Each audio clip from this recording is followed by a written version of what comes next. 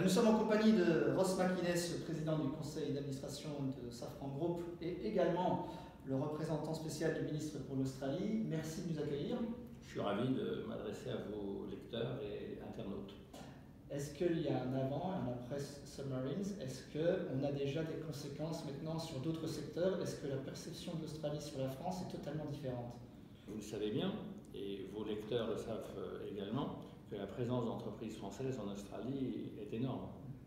On les croise dans tous les domaines de la vie quotidienne des Australiens, qui sont d'ailleurs pas toujours contre, que ce soit Transdev, vous sortez d'ici à 100 mètres, il y a le Light Rail, c'est Transdev qui l'exploite.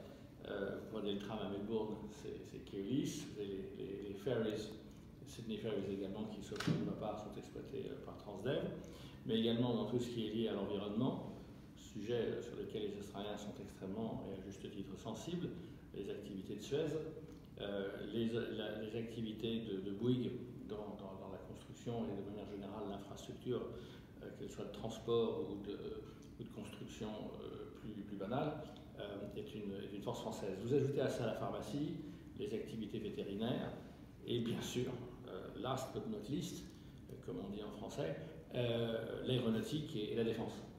Donc une caractéristique entre tous ces secteurs, c'est que ce sont des secteurs de haute technologie. L'Australie n'est pas un pays à bas coût, la France non plus. Donc en fait, notre complémentarité se joue largement sur des produits de très haute technologie. C'est le cas depuis longtemps dans la vie de tous les jours entre la France et l'Australie. Donc c'est pas nouveau, loin de là. Donc un avant, un après, dans l'esprit public, oui, incontestablement. Mais dans le fond, la présence française dans la défense, l'aéronautique et les autres activités de haute technologie, chacun le sait, est très très significative. Je crois que lorsque les Australiens ont comparé la proposition de Naval Group et de la France,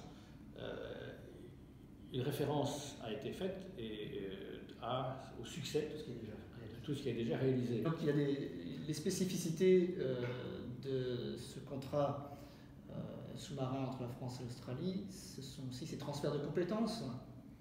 Outre le fait d'acheter un sous-marin qui est basé sur notre Barracuda, mais qui sera propulsion classique, l'engagement que la France a pris envers l'Australie dans le cadre de l'accord intergouvernemental qui a été signé fin 2016 par Jean-Yves Le Drian, ministre de la Défense à l'époque, prévoit que nous permettrons à l'Australie d'acquérir la propriété intellectuelle et donc la possibilité d'utiliser et de développer les technologies liées aux sous-marins au cours d'un nombre d'années qui est de l'ordre de 40 prochaines années.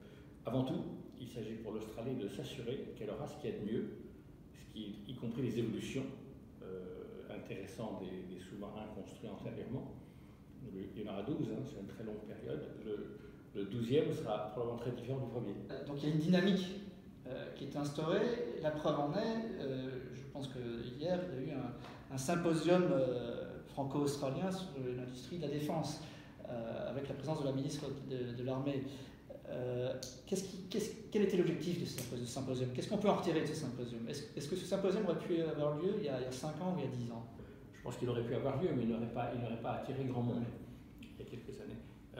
Ce symposium insistait, dans le cadre du programme de sous-marins, sur la volonté partagée de part et d'autre entre notre gouvernement et le gouvernement australien, la volonté du gouvernement australien étant excellemment et activement incarnée par le ministre de la Défense Christopher Pyne, de veiller à ce que ce contrat soit l'occasion de développer, nous l'avons évoqué tout à l'heure, un certain nombre de capacités souveraines australiennes qui percolera, j'utiliserai ce qu'on appelle la stratégie du ruissellement, c'est-à-dire à partir de coopérations dans un domaine spécifique, d'autres expériences et talents sont créés qui peuvent s'appliquer à d'autres domaines.